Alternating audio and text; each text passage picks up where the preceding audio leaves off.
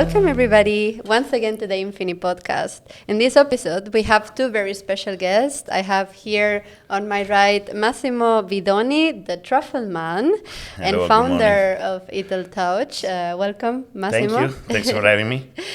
He opened Italtouch in the UAE in 2012, and Italtouch specializes in sourcing the best truffles, gourmet food, caviar, truffle products, of course, halal meat, and everything nice. Massimo provides products to the best restaurants in town, as well as high-end VIPs.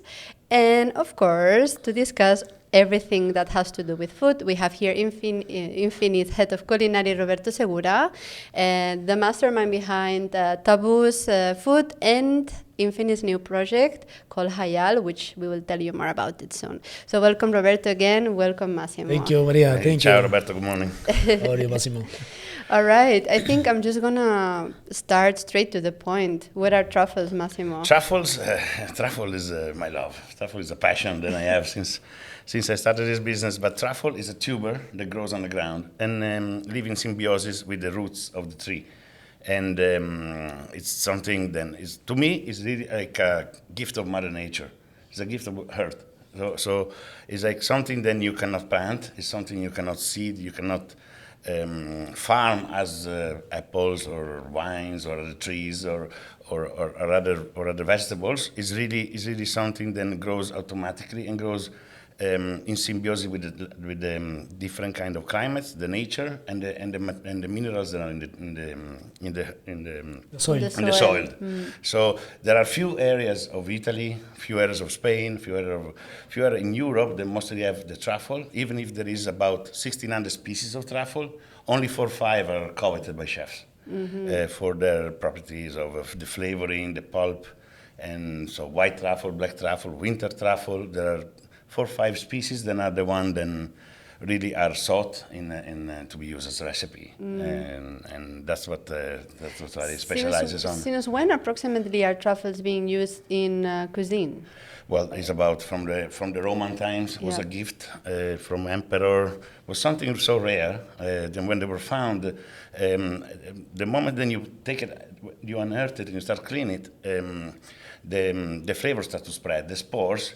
If you see a truffle, they use a truffle slicer to cut a thin slice just to give more surface to use less amount for a bigger surface. And every time you slice paper thin, you get a bigger surface. Therefore, you get more flavor because in each slice there is an alcohol, not as booze, but is an alcohol as a perfume. Then when react with the oxygen. You have the reaction, you have the flavor. So the white truffle flavor that most of you feel in your nose is given by this reaction. So more slice, more flavor, and the truffle is very a little few grams can change totally the dish. So that was a farmer who gave it to an emperor, and then it became something trendy. Yeah, because long time like used to be then whatever grows in the land of the emperor is theirs. Yeah. And then they started in Italy with the white one, in France with the black winter truffle, then are autochthon of France, and then they started to use it in different cuisine. And then the French started to spread all over around the world, then the Italians, and truffle became a worldwide phenomenon. And that's why you became the Truffleman. Yes, I became the Truffleman. This is because when I started to sell truffle here, I was focusing only on that, and I crave. I still love truffle. I'm full of truffle. I'm full of truffle myself. So how did you came into the business? I went to New York when I was 21, and to make extra money when I was in college, I started to waiter in an Italian restaurant, and I found out that over there the prices was like 5-10 times more than what they were selling truffle in Italy. So I started to bring half a kilo on my trips.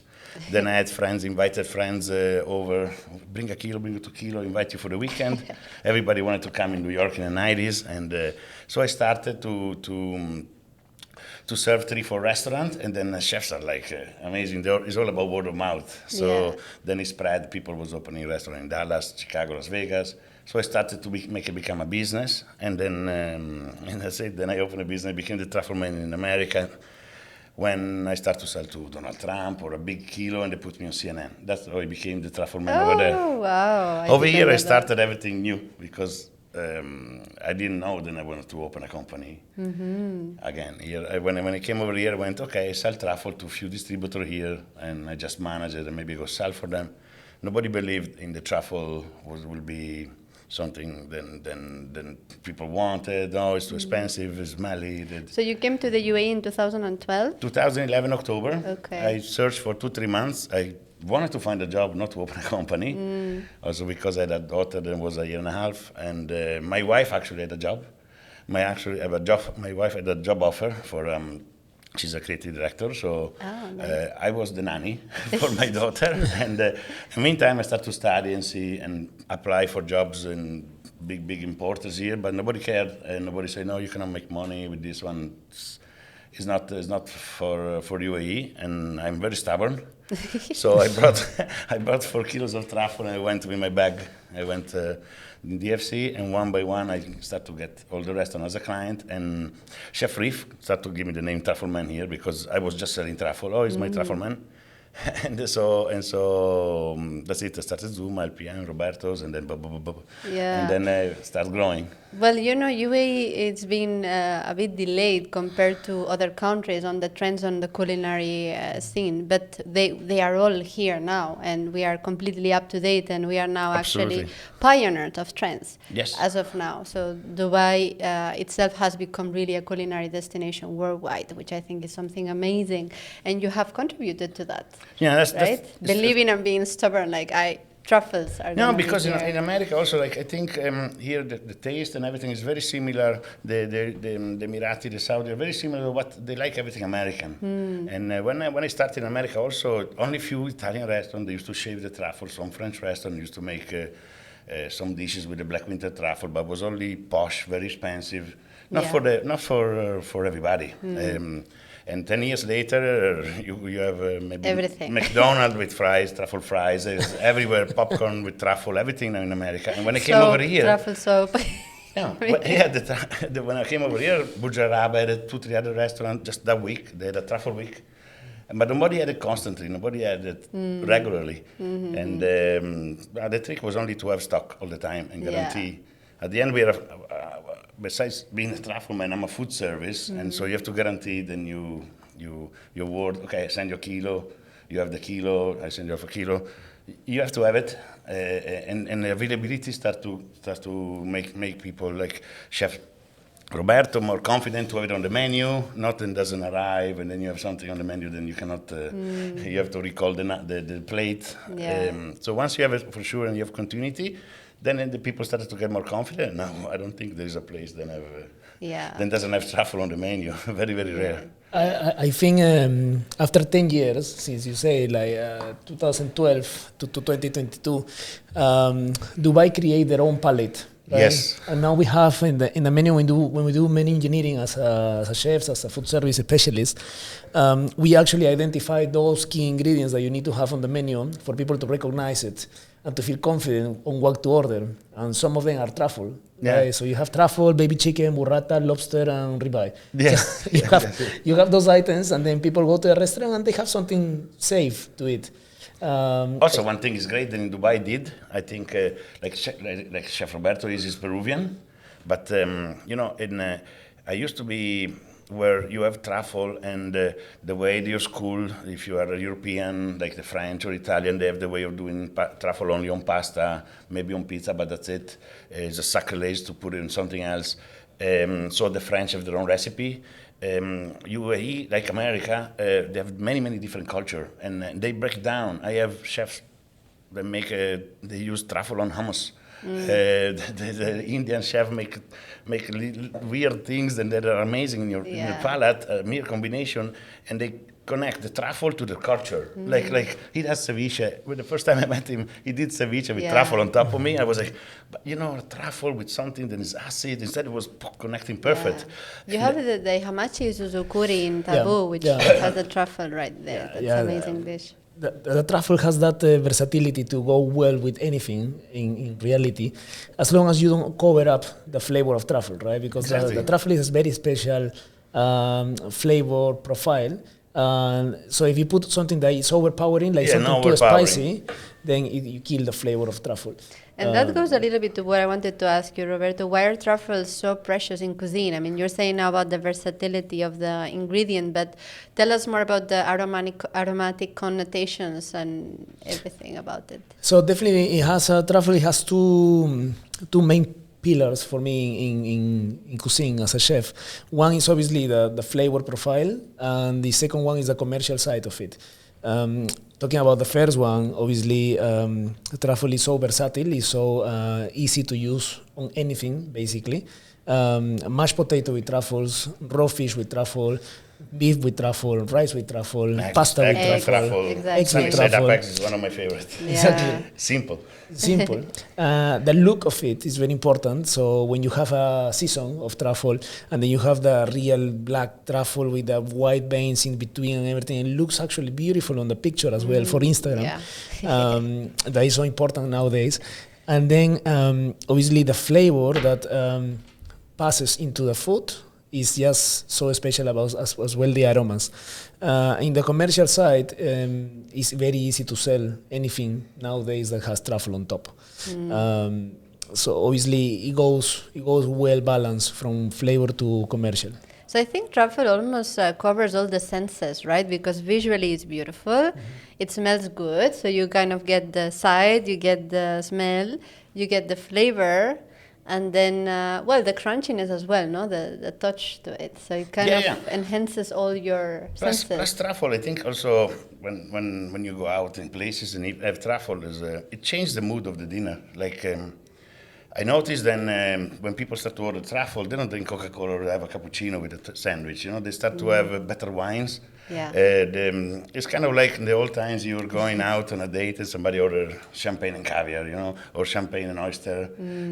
You throw the dinner in another level. Yeah. It refines your dinner. You go, let's have oyster, okay. Then and when you start to crack the oyster and start having oyster, the dinner already gone on another level. It's more a party. It's more a very festive.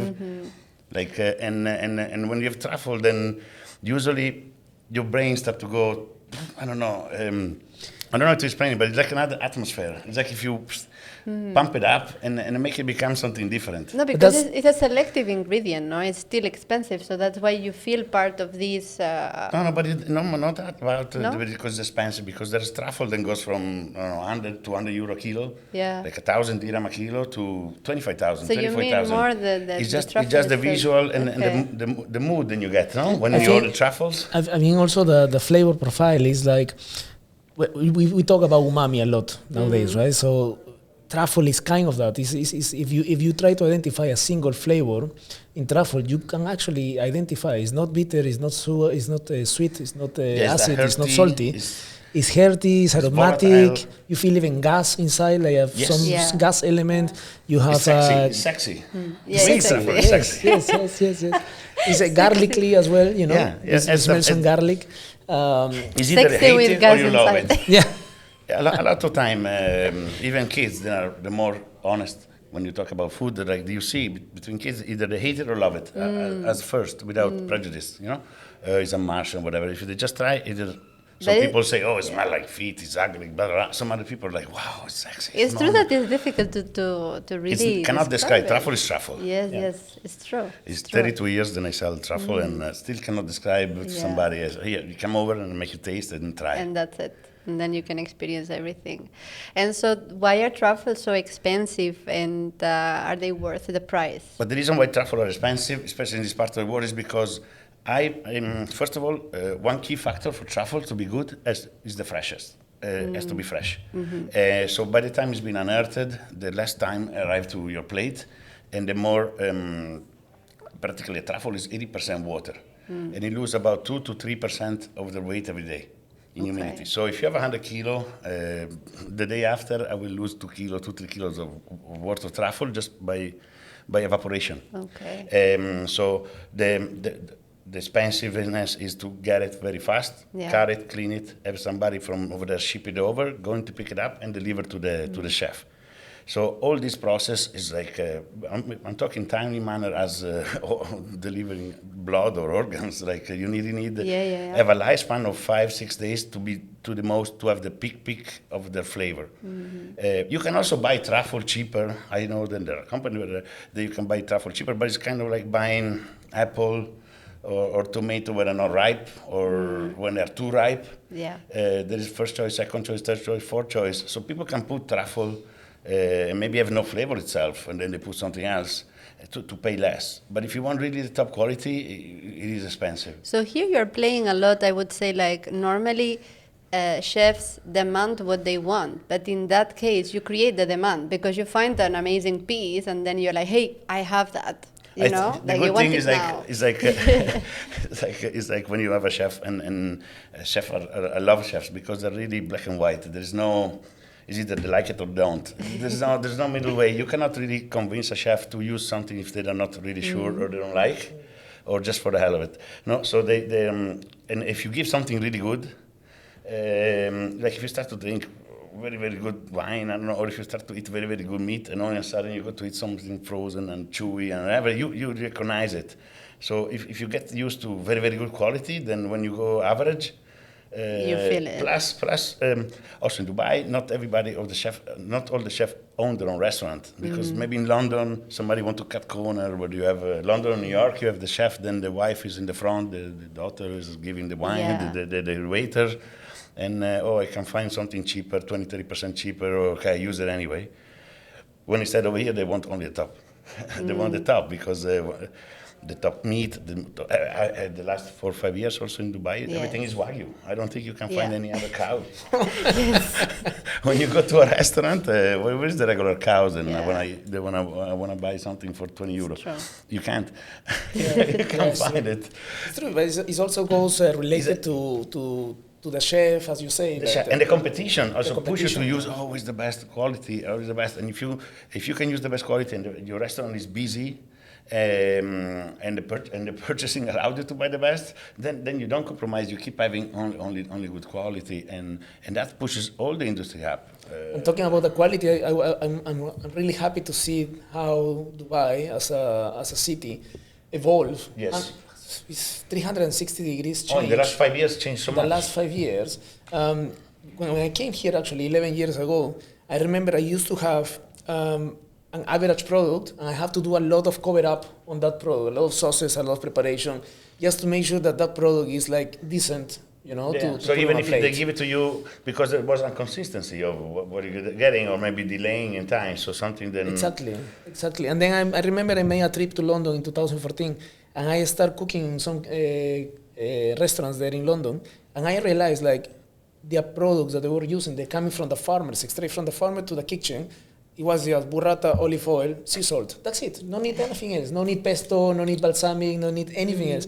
So now, finally, in Dubai, we have that. After few years of working hard, I think all the chefs that are coming with grown-up home concepts in Dubai, we are putting that forward. You know, the ingredient first, and then the cover-up things of sauces and stuff like that you actually don't need it anymore that much because you have great quality of truffle, you have great quality of olive oils, you have great quality of everything right now. So it's up to you just if you want to go with great quality and expensive, or you want to go, you know, cheap but using average products. My husband, also because before, when I used to buy truffle 10 years ago, you have to have maybe one flight a week, one flight every 10 days, and you had to carry whatever you needed for the chef for the next 10 days. Now I buy 4 times a week from Rome or from Milan or I have my connection, and I know for sure every Monday, every Wednesday, every Thursday, and every Saturday I receive products. So if I can adjust whatever the people order to the shipping, it's like if I have a train always incoming, and I just have to make sure, then I order the products in time and I receive it here. And that one is possible only because I do big volume, because if I have to bring only 1 kilo of truffle, now we bring 250 kilos a week of truffle in. So I can spread it 50 kilo in 3-4 shipments and still make sense. So you buy truffle? Before the shipping was too expensive, Yeah. even now became very expensive also, but once you have the volume, it justifies. Exactly. You buy truffle from all over Italy, or there is a specific region? I have 4 or 5 friends that are about 20 years from New York Times, and they provide me truffle, and I trust who that do a first selection, and they are in Milan, in Umbria, Okay. and in Alba. Then I have in Spain and I have in France, and in the winter I also been in Australia. All right. So based on those, because it's something, then maybe there is a week, then you find more, another week, it fluctuates. There is like a truffle market and like a stock market, and every couple of days the price change. And here I drive all the purchasing managers nuts, because today is 1,400 dirham, tomorrow they order 2 kilos 1,700, Yeah. then it's 700 dirham again. But that's the nature of, it's a product that comes from Earth, and we can't control it. Yeah, and individual people can buy truffles from your shop? Sure, yes. online? We have a website, it's trufflemandubai.com. The company is Italtouch. But I started to sell online only to people, only during COVID, which was like a plan B. Yes, because of I found course. myself with everything shut down, Yeah. a lot of money out, because all the restaurants were closed, and even if you call, nobody was answering to send you a check. Yeah, You know, difficult times, for yeah. whatever, because they have a credit. Yeah. And so you're always 2 months behind. But then I started to put online trufflemandubai.com. We did it very fast, me and my wife. And so we just put everything we sell to the restaurant. Does it work? Yeah. And it started to work. It covered up. I was able to keep all my people. I didn't have to let go anybody. That's great. I actually hired more people. And when we bounced back late, middle of August, when all the restaurants reopened, we were very happy. Then the restaurant kept buying from me. We helped them, and they helped us. And it was like one hand was the other one too. You wash your face, and it was Yeah. amazing. And we bounced back. Last year was one of the That's most. amazing. I I'm think very the happy greatest you year did. in the food hospitality ever recorded. Plus, there is all the delivery side and keep coming. No, we are all very happy that we are back. I would say now this coming season looks very, very Promising, yeah. promising, and with everything happening, the World Cup in Qatar, still Dubai is going to take a lot of this market, I believe. And restaurants, they are booming. I noticed then now when I live in Dubai, I said I live in Dubai. Before I used to live in New York, so everybody, I live in New York. Now when you say you live in Dubai, take me there, come on, can I send you a resume? Yes. I have my Instagram that is full of people, do whatever. It really became not a place just to go and have fun for a week or two, a party where the players or the football players go, but where people want to come and move to live. Yes, and you have to absolutely. thank the people, the rulers here, because they really made something. Then I'm going to say, it's like a laboratory where you can really put a new seed and make it grow. And an infrastructure utopia. here, the quality is here, the safety, No, it's safety amazing. is here, it's very safe. I just came back from Europe and I had to hide my watch half of the time.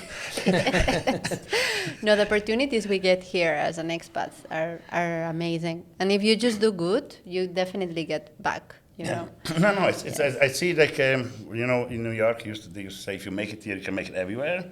But I think Dubai is becoming what it was New York place. in the 90s, Yeah.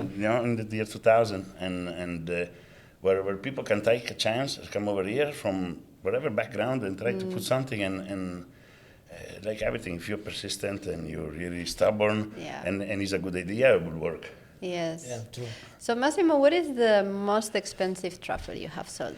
It's been here in Dubai. I sold one for 200,000 dirham, 196,000 plus VAT. Okay. It was to a restaurant called Roberto's, Chef Francesco, It was 1 kilo and 5 grams. Wow. So one piece, and truffles is like diamonds. White or black?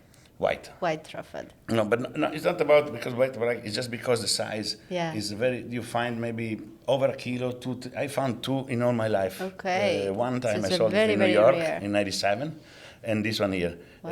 Maybe there have been 10, 12 truffle in the last 20 years that are over a kilo. How long it takes a truffle to grow? It's like a mushroom, It could grow overnight, about a big Really? one or small one, and there are the spores that get activated with water.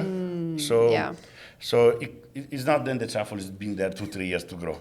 It's not like a tree. Okay. The spore activated very fast. Like in the morning, you see a hill, there is no mushroom. The morning after you wake up and it's full of mushroom, and some I are love big that. like a porcini, like a porcini Yeah. mushroom saps, and you have some that are like big like a balloon almost, and some are very small, and there is there's no rule there's no way of making it grow. I love mushroom season. I mean, I'm from Spain, so I used to pick up mushrooms. Spain is a very Yeah, big producer of black winter truffle, and I find out from Spain because when I went to France, most of the truffle were coming from Spain, and so I went to Spain and I started to buy it from Spain as well. This happens a lot also with the tuna from Spain. Yeah. Many tuna comes from there, but people think it's from Japan or whatever. I don't know because exactly. they buy it, they beat it. Yes, they beat exactly. All right, so like, and you can measure like how long it has been the truffle under soil or something. No. It's the spores are always there. Yeah. Okay, and so depending, it's what activate and make the truffle grow is mostly water. Okay, but then there's millions of other factors. If there is power line, it will not grow. If there is pollution, it will not grow. If the humidity is right, if the minerals inside are right. So that's why sometimes you have a very good season. Here they keep repeating Alba truffle is the best, but Alba truffle is what they do the markets. They to say Japanese fish is the best. Even if it comes from Spain or from Italy, a tuna is being bought in Japan, and they have the best because they buy the best. Alba is like the market, is the old market for truffle, the oldest market in Italy, and then like there is Perigord for France. And so all the people who find truffle bring it over there, and they establish the price. Now there has been where you can UPS truffle all over Europe. If somebody finds truffle in Tuscany are good, they want to send it to London, they don't go to Alba anymore, they skip it. It's all globalization started and made it. Then now you go look for truffle and you find it in Slovenia, you find it in Turkey, you find it in Greece, you find it in Spain, you find it everywhere, and it doesn't pass through Alba anymore. Okay. So it's all about the quality, and if you understand, because not all the truffle are equal. It's like really, even if the same species, some has no flavor, some is broken, some have defect. It depends on the minerals and all the conditions around. I mean. And also how long it's been dig, because maybe the truffle hunter find a truffle last week. And they want to sell at the highest price. Maybe keep it a week. When he sells, it's already half the flavor gone. You know? But talking about truffle is like diamonds. When I talk to ladies, I talk about like diamonds. Like if somebody give you 3 alpha carat diamonds, it's not the same price as a carat and a half. Yeah. So they go, oh yeah, now I understand.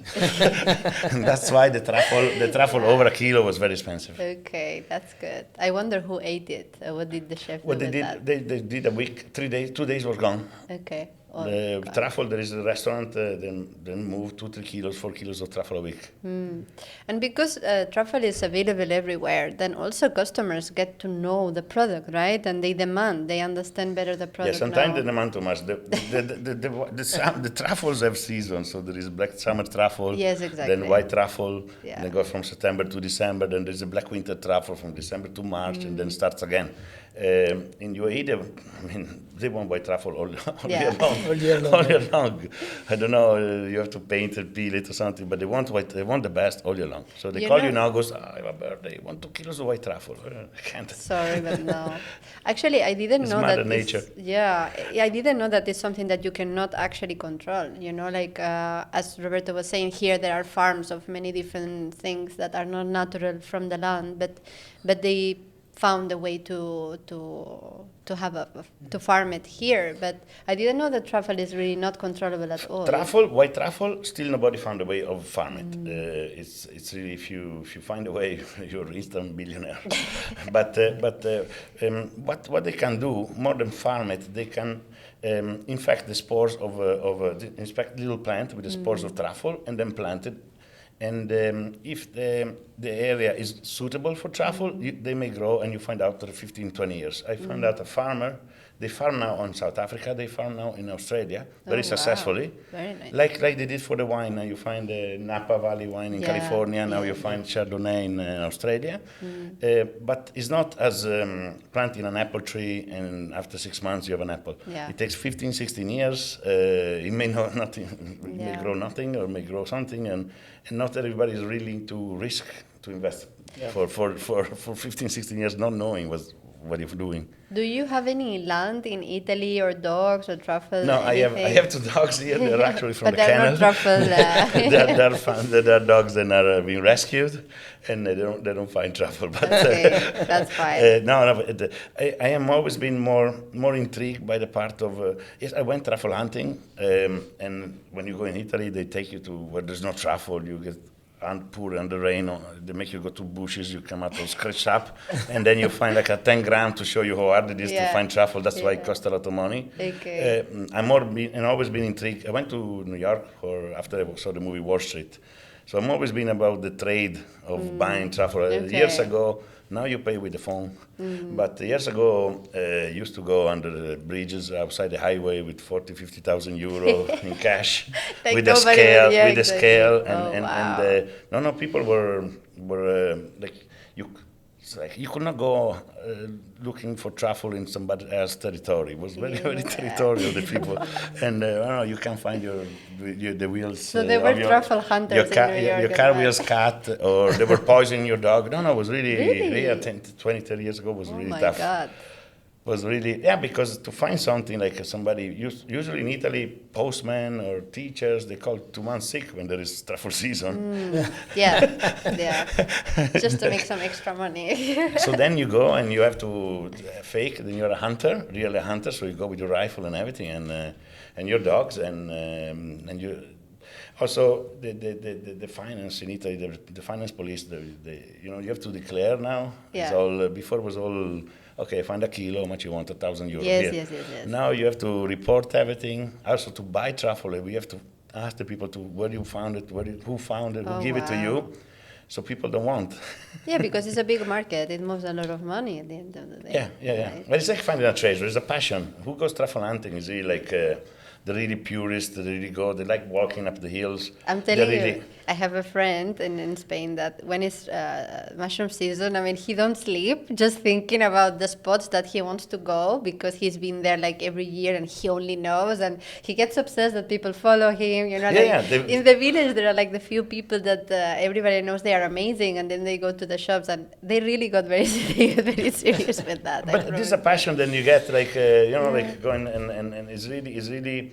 Like people then like go fishing, and they want to go fishing. Yeah. You don't want to go there with and throw a bamboo. You get the tuna. You want to reel it in. You have to fight with the fish. Exactly. And these people really go hunting. It's a passion. And the spot where they find more truffle, the grandfather maybe told them is like a treasure map. Yeah, yes, it is. I love that. And I No, love the fact that it's one of the best experience to go truffle hunting. You wake up in the morning, the dogs and when you see the frenzy of the dog when it starts sniffing and they find the truffle, they start to go crazy. And The feeling. They used to use pig in France a long time ago, also in Italy to find truffle because the nose of the pig is much better than the dog, about 10 times better. Oh wow! No, but then it's very hard to keep. First of all, if you go around up a hill with a pig, everybody knows you're going truffle hunting. No, and then when the pig is big, like 300-400 kilos, it's very hard to hold it. Because at the end of the day, the truffle, to reproduce themselves, they attract. The only way to spread the spores around the ground, the truffle mimic the pig when it's in heat. Mm-hmm. That's why wild boar and pig, they really go for it naturally. A dog, you have to train it like finding drugs or money at the airport. Yeah. So a dog, or you will not be able to find truffles on the ground. You have to really train a dog. That's why they're very expensive also. You have to have a good dog. Like the same thing, like if you have cash and they have to find you at the airport, and the dog have to sniff out, then you have a lot of cash or drugs. No, it's not like a regular dog that you find. Yes, because absolutely. naturally they will not look for the truffle. They will look for the reward and you give them because of truffle. So instead the wild boar will really go dig and eat the truffle and spread the spores all over. Okay. That's how the truffle regrow. That would be the natural Process. Natural process. Do you have in Peru anything similar? I mean, not truffles, but like something that is so precious as well, difficult to find, that you may think of now? We have in Peru a lot of ingredients. I mean, Peruvian cuisine is based on ingredients and biodiversity of different climates, microclimates. But there is one called Shuro, which is like a natural caviar that comes like an algae.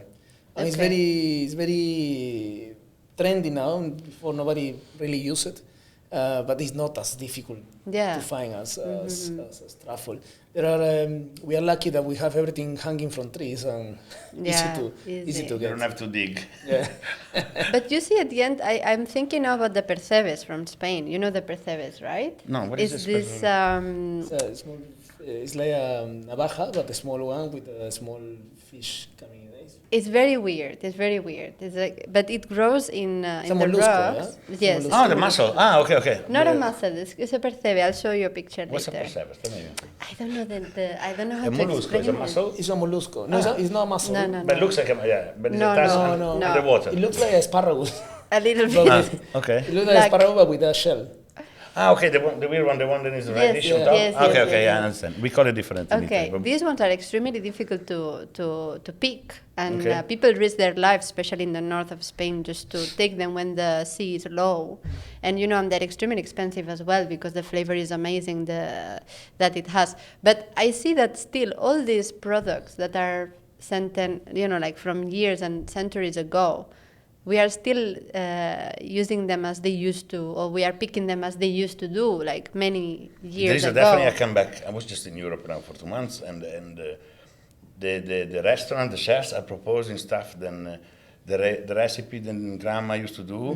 The simplicity, going back to basic. To basic and to 0 kilometer or near to try to save the environment, because also I see my daughter, if I throw a can in the wrong pot, my God, plastic, you have to divide it, wash the can. Like they're really more attentive, and they're more cautious about the climate, about what's going on. Seasonality. No, it's I notice, and it's good, and it's good, and so also in Italy, in Europe, they're trying to buy something nearby because they have everything near. So it's you don't have to buy the kiwi from New Zealand. You can have the kiwi maybe made from Spain or from Italy, and they think about the carbon footprint. Yes. Stuff. Then when we were shopping, it was like we didn't even but think, it's good. It's good. It's adding and they teach them all here in school. I think COVID amazing. Also played a big part of it, because during COVID people had to really develop help the community around for the small businesses to not close. So I think people became more conscious as well. Yes. Plus they have the time to watch all those Netflix documentaries. Yes, crazy exactly. Things. Then now I know. Yeah. Then I didn't know. Then I need to know. But now I know. So Roberto, favorite truffle dish? Oh yeah. Favorite truffle dish, I think for me is the hamachi susukuri, at least of what we're doing now at Taboo.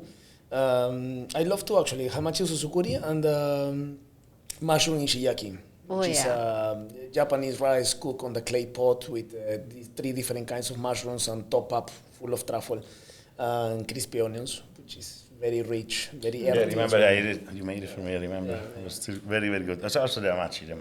The hamachi is amazing. Yeah. And for you? For me, my favorite dish is really, honestly, like sunny side up eggs. Also because I'm lazy. And sunny side up eggs. And truffle when I open the fridge in the morning and it's like Saturday, I want to do a breakfast, sunny side up eggs and a slice of truffle. Just normal. Just warm it up. A couple of truffles in the fridge. No, that one give me. That one give me the when you go to the festivals or in Italy and you go to truffle festival. That one is one of the dishes that is very easy to do and it's sold like €10, and you get the chance, because unless you grow very rich, you don't have truffle and caviar in your fridge. Yeah, like maybe they have here on Fifth Avenue in New York. Yeah. But in Italy you have this festival, so you go and you have the chance to eat this kind of dish, and they put only 2-3 grams, very very little. But at least you have a taste of what it is. Yeah. And that's what reminds me of the Sagra, the festival that we have in Italy. Yeah. For me, scrambled eggs on top of sourdough toast, crunchy, and then with Truffle. nice truffle on top. My husband is also a chef, so he knows how to do the scramble properly. Yeah, that one, or even like a club sandwich when you create with a good fontina cheese and truffle. That one. Oh, I'll try that. What about the nutritional properties of truffle? Truffle doesn't have much nutritional property. That's because it's like a fungus. No, it's like a mushroom. So they have a very very little mineral. They have a vitamin F and a vitamin D. Okay. So they have calcium. They have iron. Okay, but you will have to eat A kilo. you will have to eat such a big amount to really find. I mean, if you got to look each rice, there is this kind of benefit, but it's by portion. The portion usually on a dish you put 2-3 grams, so you will have to eat kilos of it. I will know. I will be your best supplier. If you want. You never know. They may find something, in the pharmaceutical But it is industry. then it's aphrodisiac. It's like we call it the Italian Viagra. Okay. So when I go and like, So if you want to impress... the mood change. The mood change. Okay, the mood change. Actually, we have in Tabua a dish that is the wagyu nigiri. And it comes sea urchin, caviar, and truffle. Oh, wow. So you eat 5 of them and you have a great night. That's the powerhouse. Oh, God. You should put formari only. Like they do for the honey. The opposite. And talking about that, tell us a little bit more about your caviar business. What do you have? Caviar, I used to sell caviar in New York when I was in the States, and I used to be importing directly from Iran and from Russia. Then was where they make it, the two countries most famous for caviar. Now, since USSR broke down, practically all the country around the Caspian Sea, they start to Kazakhstan, there is Russia, there is Iran, there is Azerbaijan. They went for practically they almost terminated the wild sturgeon. Oh, so wow. they made a law. They made a new law. All the countries in the world they approved about 16 years ago, and they decided no more caviar has to be sold from wild sturgeon. So is totally sustainable now. There is it's called CITES, Convention International Trade of Endangered Species, like the same one that control panda or control snakes or something at the airport, or even falcon. You need CITES to when you have a passport. I don't have a falcon, but I saw. No, but it's under CITES, so it's an entity, the worldwide control. So the caviar now is only farm. So what happened is the first to develop the technology to have farm caviar was in Italy. And Calvisius is one of the biggest farm. It is the biggest farm in Europe and produces about 20% of the caviar in the world. And China started to develop caviar about 30 years ago. They blocked a river, they made a lake, artificial lake of 560 square kilometers. Wow. And they started to produce caviar, which is sold by Iran, by everywhere else, as Iranian. Oh, wow. So the same but thing. most of it, I say, right now, 65% of the caviar in the world is made in China. Really? Yeah, Wow. the last 10 years. Same story. And you yeah? cannot find. I think 65% of everything is in China. Yes. Anyway, but the caviar, you don't think about it. Nobody knew. No, actually. So they invited me there. I went to 3 days, and I was okay. So I started to import Chinese here. I started to import Italian and Iranian farm. Okay. Now everybody's catching up. It's just then imagine. They have it also in Russia and Iran now. But it takes about 4 years just to find out if the sturgeon is female or male. So once you have the fish there, you have to wait 4 years to find out if it's female or male. Obviously, the male. Yeah, it takes time. The males is not needed for the eggs, so get killed, and they do patty, they do burgers. It's very rich in omega-3. They use it for the cosmetic cosmetic sector, and then the female start to produce eggs at 7-8 years, and the more you wait, and the better the flavor is. So to have a fish of 20-30 years old, you have to have a plant 20-30 years ago. Exactly. So they're coming up farms, but they're not at the level of the Italian and the Chinese now. Wow.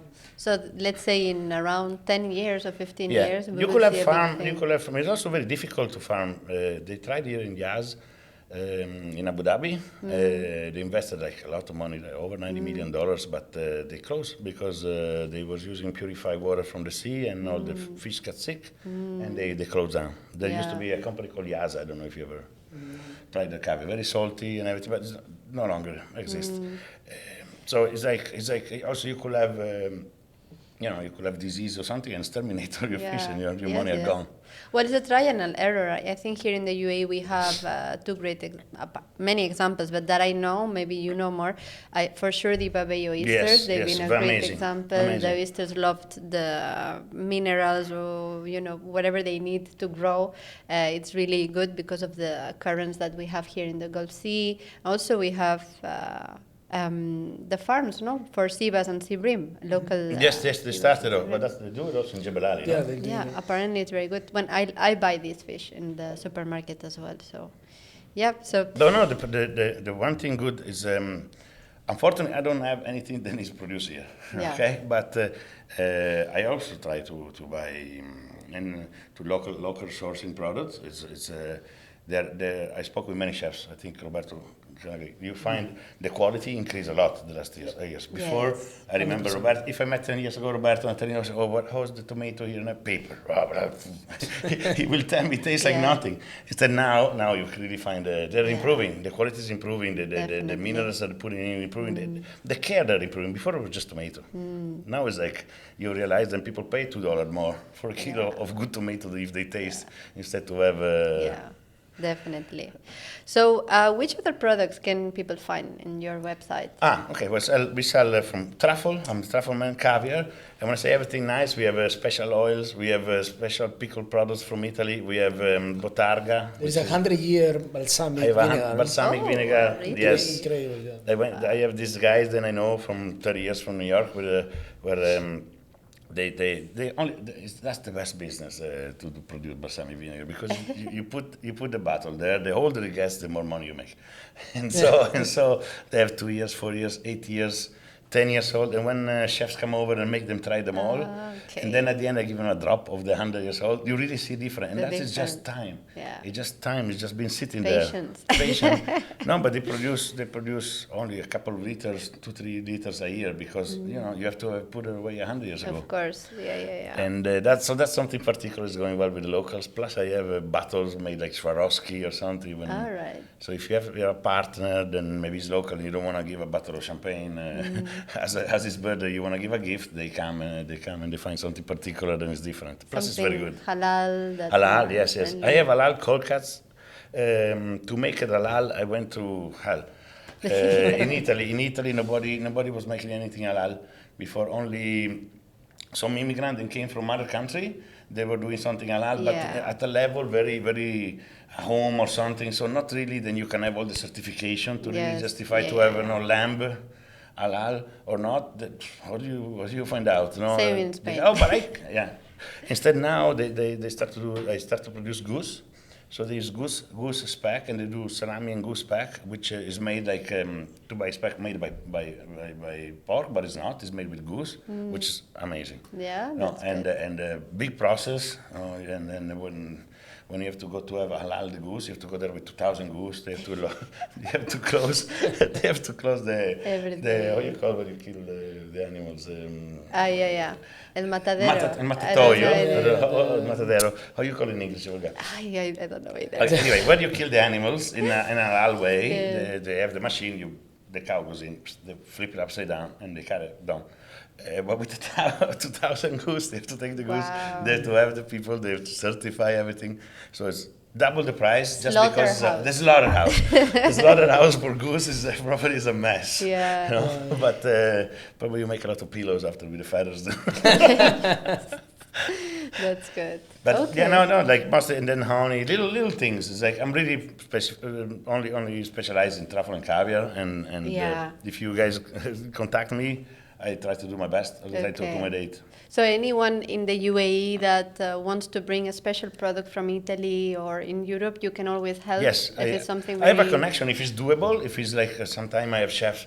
Then tell me, Massimo, I went there. There's this oil that I've been using for 10 years now. They moved me here. Or I'm going to Doha for the World Cup. I want this oil, provide me, or this kind of particular product, or this tuna or something. I try to specialize only in my things. And don't ask me cheeses, don't ask me crazy stuff. There are other people, but if I can, since I have always the same regular shipment coming in, to add a case or two or something else is always doable. And then you do a favor, they always remember, and he helped me, and that's a word of mouth. So you supply to the UAE and GCC in general? UAE, GCC, we are opening in January. We are opening in Saudi. In Saudi, okay. Because we partner with a company called Transmed, which is a big Lebanese company. Then has Jeddah, Dammam, and Riyadh, and then 5-6 other countries. And so it's a different channels for us, and that's where we're focusing now. But and I will Qatar? always be Qatar, yes, Qatar, yes, as well. even if there is a like every time you ask for something, the inspector asks for something different. One time is one kind of paper, then they want another kind of paper, then they want one kind of stamp, then they want two stamp, then they want stamp with a written in with a pen. Okay, then the pen is black. You need a blue pen. Yeah. Keep going, and it's a process. But and you are then, stubborn, right? Yes, That's why you're very stubborn. here. Same thing was here. I remember I had a shipment of truffle for a party of a big shake in Abu Dhabi, and they were stuck in custom, and they wouldn't give it to me because I don't know, for some I don't know, the inspector say to wait Monday or whatever. And then we keep going till. One thing you cannot let them, if you promise something to a chef, you cannot let them down. Yeah. And that's part of your character, what's your reputation, no? Like. Yeah, but if you have become the Truffleman, it's because you are doing your job right. Yeah, So, well done. Thanks. And thanks to them, then they always been also every time you open something or there's a consulting or something, Massimo, what can we do? They come over, we discuss, and that's a great thing. That's a great thing to do with chefs. Yes. That's what I enjoy. Plus they super feed me when I go to eat there. Yeah, of course. And that's why. It's a happiness belly. But yeah, we have a new project coming in with Infini, and it's going to be also a fusion Turkish, modern Turkish restaurant actually. So let's see if there is a possibility to add some. There'll be They truffle. have truffle. Truffles. They have lots of truffle. They found lots of truffle in Turkey now. Turkey, Greece is the new frontier for truffle, black summer truffle. Okay. There are more common, but you can find them. We'll be using their truffle and botarga. Top, super. Nice. I love that for you. So where can people find you, Massimo? Trufflemandubai.com. Okay, and your Instagram? My Instagram is Truffleman Dubai. Okay, perfect. And So if you want my to name is find Massimo. him, Yeah, Massimo Vidoni. You can reach me up. Yes. Yeah. Always push. Always push. Yeah, my Yeah. motto is push truffle, push caviar, Everything. push. I always been #push. Push. So if you do #push truffle, you find me for sure. Okay. Okay. Well, guys, you know where to find him. And what would you like to say to young generations, or people that they want to succeed in their life? I think, look, there's no secret. It's not winning lottery, then you buy a ticket. I think if you want to succeed, but in every field, in your field or also as a chef field, I think you have something in mind when you start to, then bothers you, then you want to do, oh, I want to try, and then you start, and to me, I think persistence is one of the key. Of course, try and error. Like if you do something and it's wrong, then you fix it and it's better and it's big, and you're never happy because I found a formula is the best, because somebody else can make the formula tomorrow and then you're back at square one. Yeah. So you have to keep always being ahead and push. Like I know, then I have competition. I have competition. Then see what I do and I try to do. But if I run fast today and every day I keep adding, it would be much harder to catch me. Yeah. And even once they arrive at my level, I will be 10 kilometers ahead. Yeah. And so that's how I think. And it's not about work. It's you do it because you wake up and you think of solution. How can I do this? How can I do? Like the You do it truffle because hunters. you do it because you really love it. I think it's the same thing for a chef when they want to make a different recipe and then Yeah. they try. Probably I know friends, we were going out partying in the morning, I have to go home and try this thing, and then it tastes like crap. Yeah, and then they absolutely. change something else, and then they change another thing, and then then maybe they take off two things and they put another one and works. That's the flavor I wanted. But if you give up easy, you will never get anywhere. Yeah. So you have to have the emotion and the passion of a truffle hunter, right? Yeah, but you have to have already, if you're in Dubai and you move from somewhere else, unless you're born here, you have it in you. Then you want to do something different, or Absolutely. you want to show, or ambition, or for whatever reason, you put yourself into the game. It's a new game, no? Every time you move in a different country. So it's like there's already in you, in everybody who's here. And that's why people get along so well, I think, here, no? Yeah. Like, Yes. yes, you want to make money, but mostly it's like you want to give to your family something better than what you receive from yours. Exactly, You want to be absolutely. secure. Other people move because war or things. There is many reasons. Oh, yeah. No? Yes. But at the end, you're here because you have a different ambition, maybe, than I have friends that do the same thing that they used to do when I was 20. Yeah.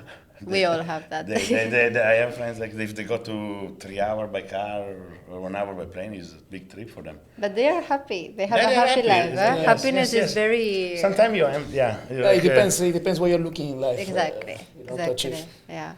Yeah, in fact, they're still there, and Europe is still there. But I go there after 3 days, I start itching, and I need to do something. I know.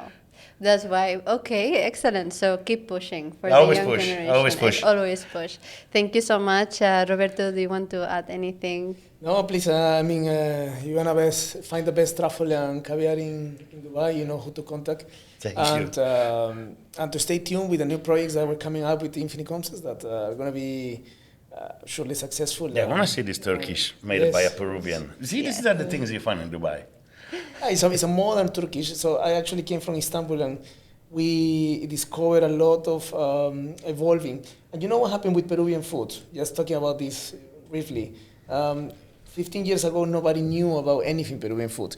So we as a chef, we decided to push our food out to the world in order to don't let the tradition die and to don't let the cuisine die, and to give our new generation something to work with. And then Peruvian food became super trendy, international, became good. And definitely what Peruvian food I'm doing is not the Peruvian food that I used to eat at home or nothing related to exactly that, but I kept the tradition and the culture behind. And that's exactly what's happening now with Turkish, Greece as well, cuisine. Armenian. That they are like evolving. You know, they are evolving. They have creative chefs coming up with new recipes, with new trends, with new ways to plating. When you go to Istanbul now, you have restaurants that are very successful. They are about to receive a Michelin star. Yeah. They are on the 50 best of the world, and they are doing things really, really good. So that's a little bit what we are trying to do in Dubai, to be the pioneer on Turkish cuisine with that kind of atmosphere and the kind Modern of Turkish, culture behind. I think at the end of the day, like, also you're from Peru, or maybe from different kind of Peru, maybe the same guacamole they make with a different twist. Yeah. No, and it's the same in Italy, the same in Spain, the same in Turkey, the same here. Now everybody gives a little twist of the recipe, and then but at the end, it's always the recipe that's been portrayed. It's always there in the culture, and that's how we are. At the end, we are all. Yeah, I love modern twists to the cuisine.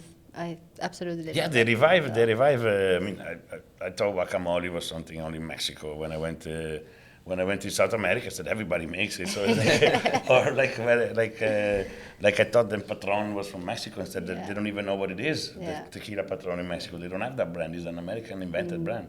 So you have. It's like the Spanish latte in Dubai. We don't have Spanish latte in Spain. Okay, it's not the same, but I'm like, everywhere, like 3 years ago, Spanish latte in all the coffee shops. I'm like, what is Spanish latte, you know? It's like a bonbon, we call it there. So it's like a coffee with cream and sweet, but we don't have anything called Spanish latte. That's true. All right. They made me try dulce de leche with truffle. Oh, wow. It was amazing with the flavor of truffle. Ooh la la, we'll have to try that. All right, then thank you so much for being here. It was a pleasure. Thank you, Maria. Massimo. Thanks, Your story is Roberto. super Always inspiring. amazing. Thank you, Maria. Yes. Super push. Thank you. See you. Thank you. Ciao. Bye. Thanks to all the listeners that have chosen to listen to us today. Don't forget to share and subscribe to our YouTube channel at Infini Concepts and leave your comments, as we would like to know what you would like to hear in the next episodes. You can also listen to previous episodes or subscribe at Pocket Cast, Spotify, and new platforms coming soon. Thank you, and see you at the next episode of the INFINI Podcast.